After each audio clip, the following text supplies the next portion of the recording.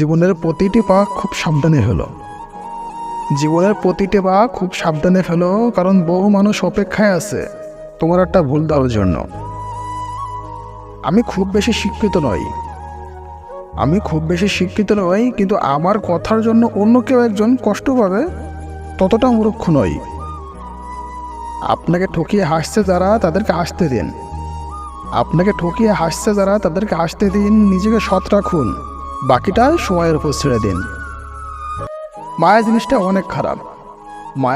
অনেক খারাপ, না দায় ভালো থাকতে, না দায় ভুলে থাকতে। স্বভাব কিংবা চরিত্র কখনোই টাকার ওপর নির্ভরশীল নয়। ওটা পারিবারিক শিক্ষার মধ্যে পড়ে। কাকে বিশ্বাস করবেন? সবচেয়ে বিশ্বাসযোগ্য মানুষটাও কসম দিয়ে মিথ্যা কথা বলে। কচু পাতা দেখেছেন নিশ্চয়ই, উপরটা সবুজ কিন্তু ভেতরটা চুলকানিতে ভরা। ঠিক তেমনি কিছু মানুষ আছে, দেখতে মানুষের মতন কিন্তু ভিতরটা আবর্জনায় ভরা। আমি সবসময় নিজেকে সুখী ভাবি, কারণ আমি কখনো কারোর কাছে কোনো কিছু প্রত্যাশা করি না। কারোর কাছে কিছু প্রত্যাশা করাটা সবসময় দুঃখের কারণ হয়ে দাঁড়ায়। নির্দোষ বন্ধু খোঁজো, খুব দ্রুতই তুমি বন্ধুহীন হয়ে যাবে।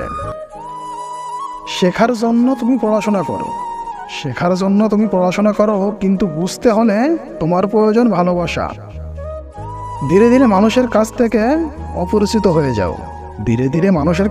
অপরিচিত হয়ে যাও, কারণ সত্য কিছু মানুষের সাথে বন্ধুত্ব করে না। বোকা লোকেরাই বোকামিতে ভয়ানক চালাক। তারা শক্তিশালী প্রয়োগ করে বোকামিকেই টিকে রাখতে চায়। বড় বড় প্রতিষ্ঠানে শিক্ষার্থীরা বিদ্যার চাইতে অহংকারীটাই বেশি শেখে। নিজের লক্ষ্য ও স্বপ্নকে আপনার আত্মার সন্তান হিসেবে লালন পালন করুন। এগুলোই আপনার চূড়ান্ত সাফল্যের নকশা হবে।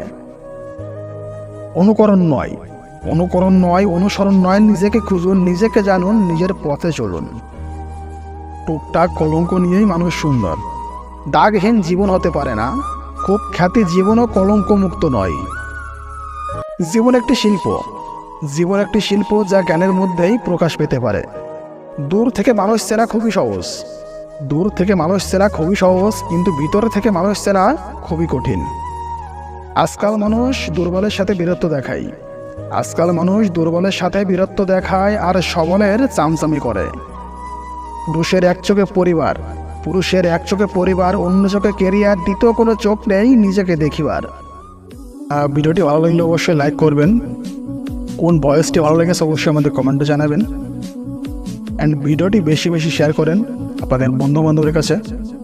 আর এই ধরনের ভিডিও যদি দেখতে চান প্রতিনিয়ত, তা অবশ্যই আমাদের চ্যানেলটি সাবস্ক্রাইব করে এবং আমাদের পেজটি ফলো করে আমাদের সাথে থাকবেন। ধন্যবাদ সকলকে ভিডিওটি পুরোপুরি দেখার জন্য।